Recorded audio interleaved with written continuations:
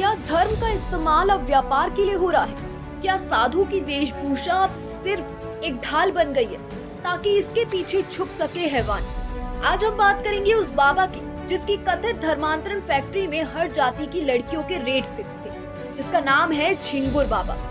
सुनिए इस बाबा के बाजार की कहानी जिसमें विश्वास के नाम पर इंसानियत का सौदा हो रहा था। उत्तर प्रदेश की एटीएस ने बलरामपुर जिले में एक बड़े धर्मांतरण गिरोह का भांडाफोड़ किया है। इस मामले में एटीएस ने जलाउद्दीन उर्फ झिंगुर बाबा और उसकी सहयोगी नीतू उर्फ नसरीन को गिरफ्तार किया है, जो लखनऊ के विकास नगर इलाके में स्थित एक होटल में छिप कर रह रहे थे।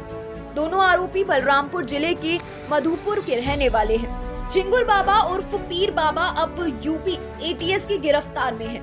आरोप बहला फुसलाकर मासूम लोगों का धर्मांतरण करा उन्हें मुस्लिम बनाने का है। झिंगुर बाबा ने जिन लोगों का धर्मांतरण कराया था उनमें से कुछ लोग ने हाल ही में लखनऊ में घर वापसी की है। झिंगुर बाबा ने कुछ साल पहले बलरामपुर में अपने गांव से थोड़ी दूर पर मधुपुर में एक घर बनाया था। इसी घर में वो अपने परिवार के अलावा नीतू उर्फ नसरीन के परिवार के साथ रहता था। झिंगुर बाबा पर क्या क्या आरोप है, आइए जानते हैं। लालच देकर गैर मुसलमानों का धर्मांतरण कराना, इनके 40 से ज्यादा बैंक अकाउंट में 100 करोड़ रुपए से ज्यादा का लेन देन, खाड़ी देशों से इनके अकाउंट्स में पैसे भेजे गए। झिंगुर ने 40 बार इस्लामिक देशों का दौरा किया। धर्मांतरण कराने वालों की जाति के हिसाब से पैसे दिए जाते थे, खासतौर पर लड़कियों को निशाना बनाया जाता था। झिंगुर बाबा की सबसे करीबी थी नीतू उर्फ नसरीन और उसका पति नवीन उर्फ जमालुद्दीन। 10 साल पहले इन्होंने धर्मांतरण कराने के बाद झिंगुर बाबा के साथ ही रहना शुरू कर दिया था। धर्मांतरण गिरोह चलाने वाला 50,000 का इनामी झिंगुर बाबा गिरफ्तार होने से पहले लखनऊ में छुप बैठा था।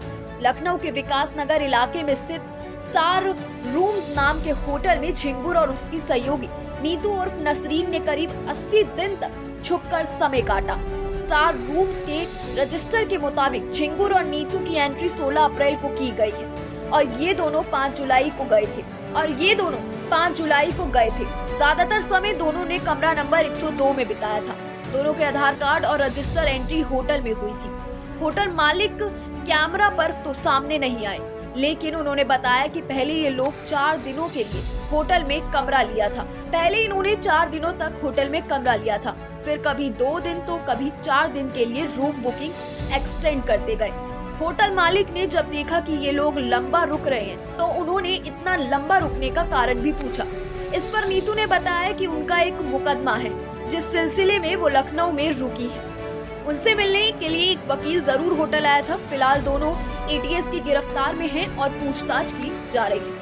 धर्मांतरण मामले को लेकर एक रिपोर्ट की माने तो उन्होंने बताया कि एटीएफ ने धर्मांतरण को लेकर पहले मुकदमा किया और यूपी एटीएस ने गिरोह के सरगना झिंगुर बाबा और उनके 3 अन्य सहयोगियों को गिरफ्तार किया। उन्होंने कहा कि झिंगुर बाबा लंबे समय से इस धर्मांतरण के काम में लगे हुए हैं। अमिताभ यश बताया कि बलरामपुर में स्थानीय प्रशासन ने इसकी अच्छी खासी पैठ होने की वजह से पहले लालच देकर धर्मांतरण करवाता।